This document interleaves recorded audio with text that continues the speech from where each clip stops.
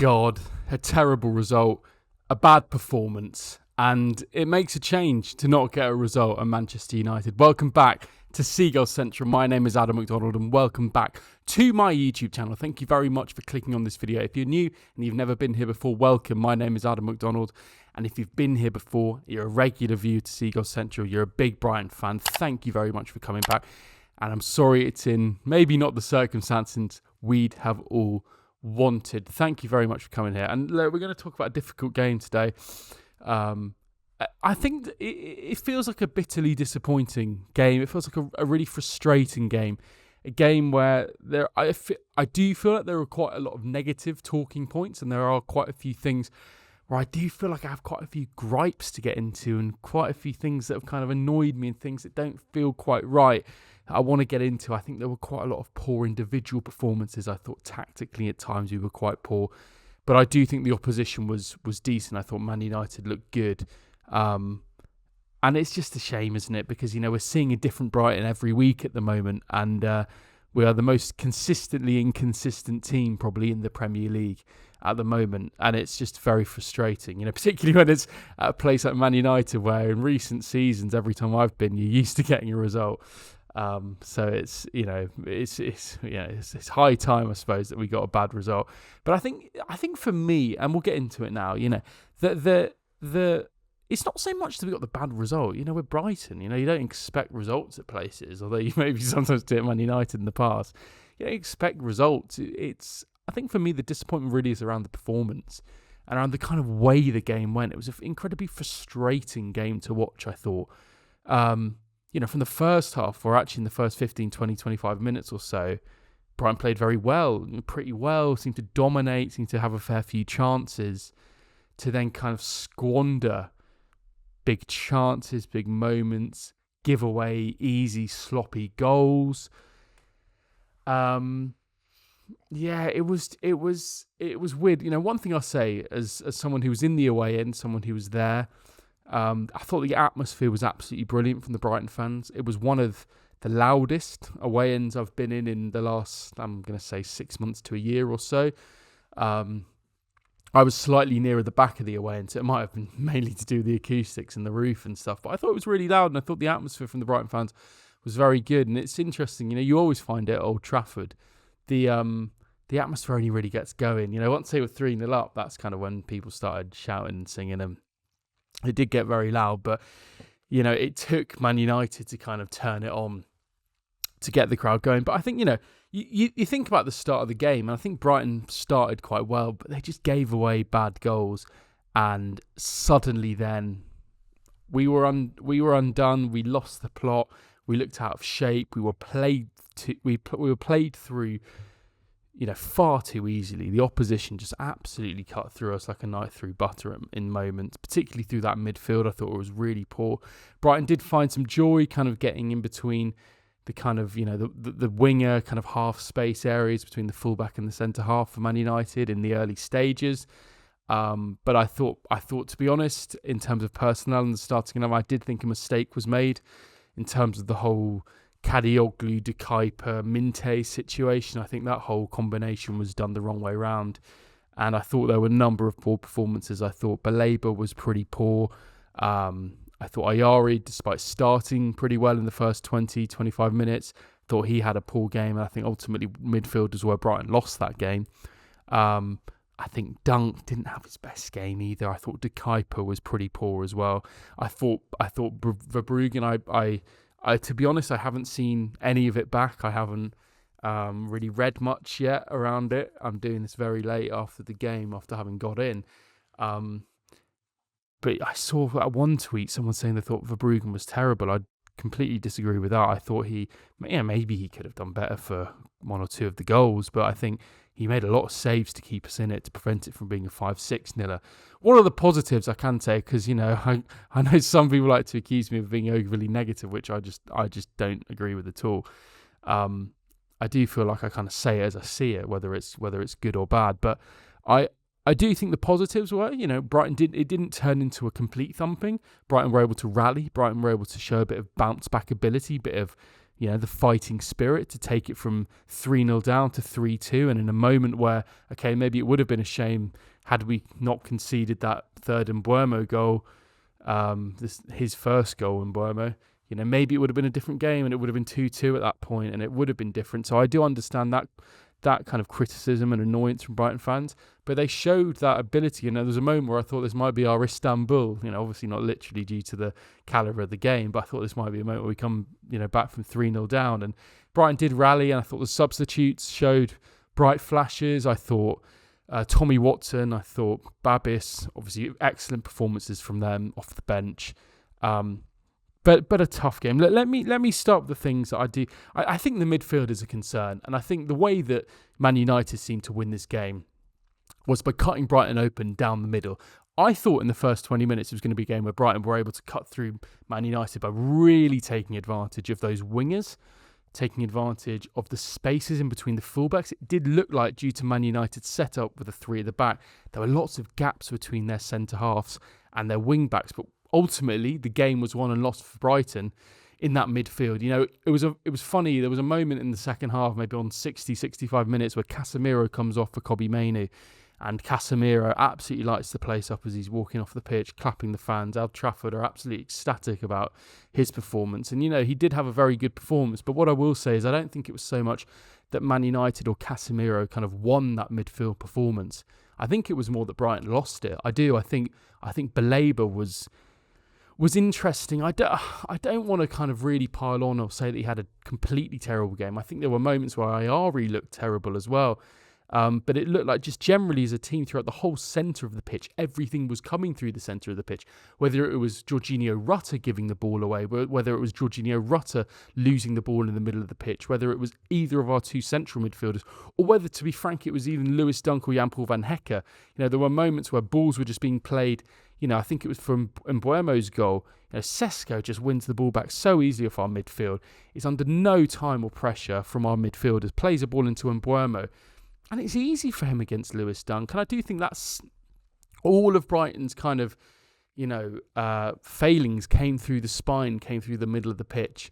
And it seemed like that's where Brighton were really undone, and Man United were really able to kind of make the most of it. And it's funny with Baleba, isn't it? Because we saw a performance in the last game against Newcastle that was encouraging, that did look like he was on his way back to being his best. And it's difficult because, okay, he's going to Old Trafford. It's the team that we'd all heard about, in terms of this was where he wanted to get his move to, supposedly, and this was the team that wanted him. And I do understand it might be conflicting at times, but I thought there were moments where his performance was just baffling, giving the ball away, weak in possession, being muscled off the ball too easily, taking these pot shots that were just ridiculous.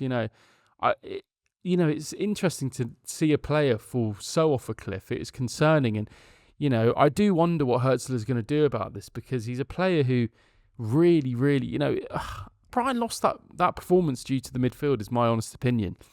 To be fair to Hurzeler at the end of the game, I think it was interesting. I've read some quotes on the way back around, he was criticising the performance, and you often don't hear that from Hurzeler. It's kind of, we'll analyse things. It's a bit of the Potter, kind of take the positives vibe to him sometimes. But he did seem fairly critical of this performance and kind of saying he thought it was very poor and Brighton should have done better and we weren't good enough in certain areas.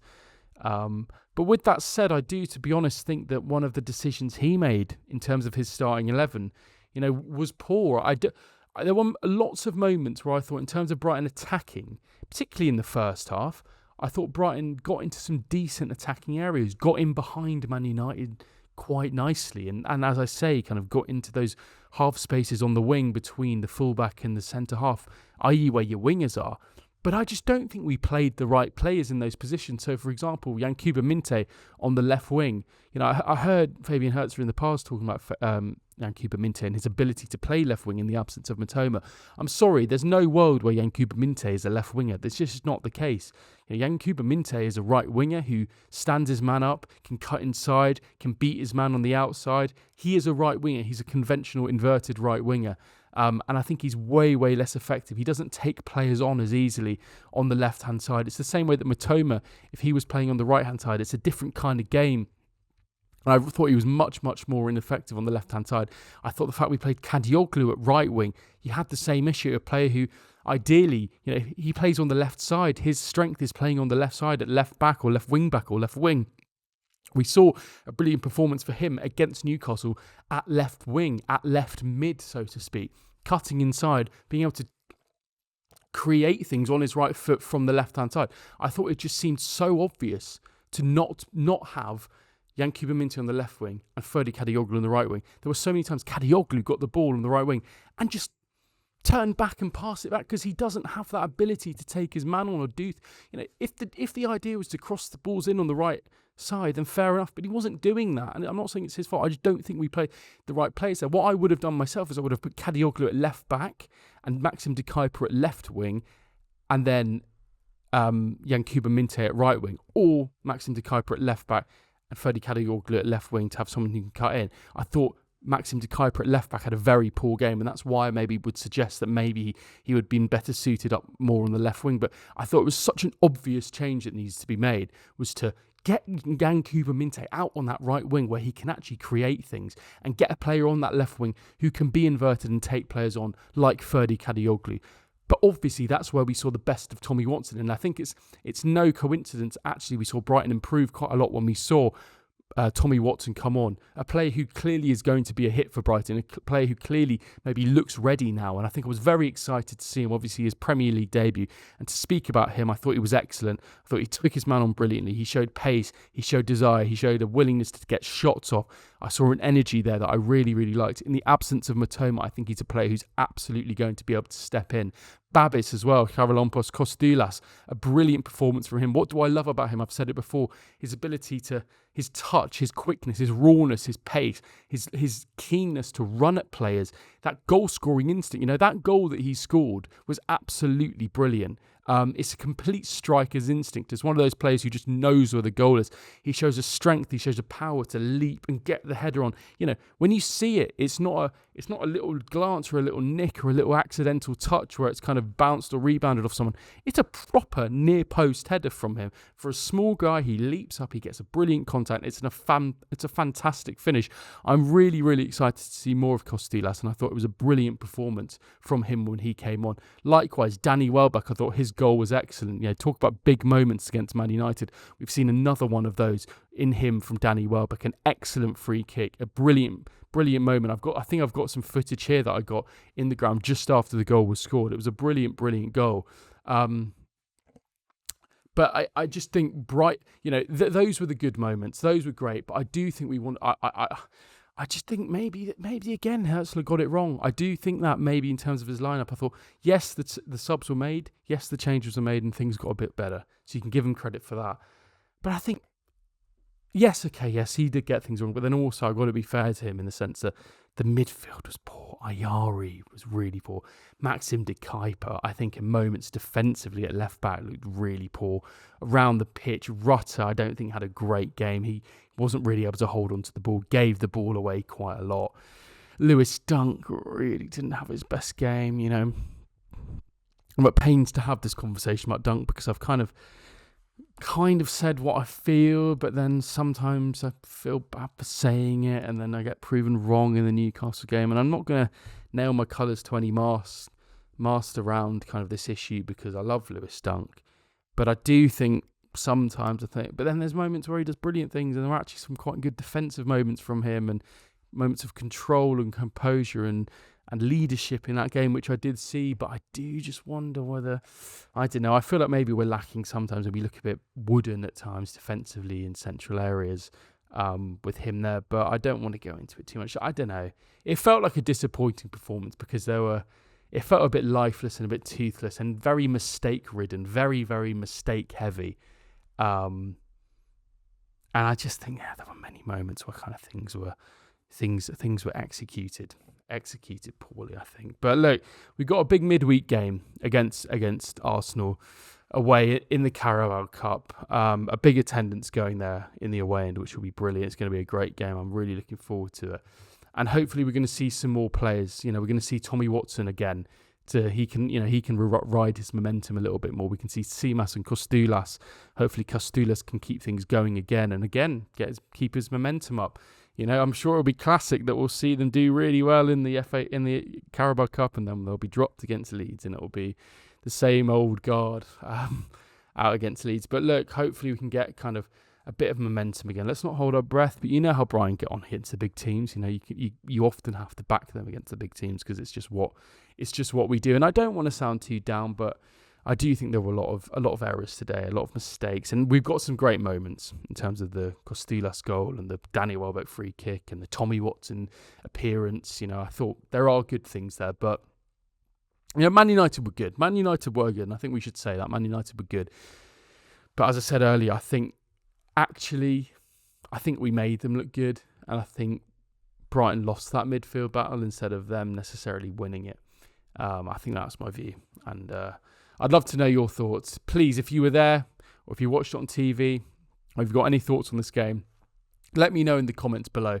Why do you think it was that Brighton didn't get this result? Why do you think it was that Brighton looked so sloppy and poor?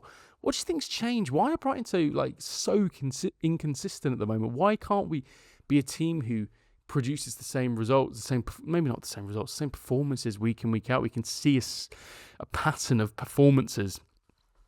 Even first half to second half, you often see differences in performances. And it was maybe only really once the pressure was released after going 3-0 down that Brighton were able to maybe turn things on. I'd love to know your thoughts, what you thought on this game, and kind of where this leaves us and how you're feeling. Let me know.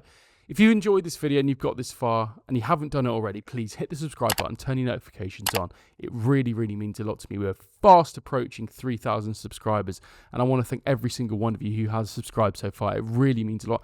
I don't think we've hit it just at this moment as I speak, but we're very, very nearly there. And if you are one of the 3,000 people who subscribed, thank you very much. I really, really, really appreciate it. I'm absolutely loving, doing these videos. So to have the support of 3,000 people who want to regularly watch it means a lot to me, and I do genuinely appreciate it. I know it's something I say every video, but I do appreciate it. Thank you very much. I'll see you on the next video. Let's hope for a better result after the Arsenal game. Thank you very much. See you soon. And as always, up the Albion.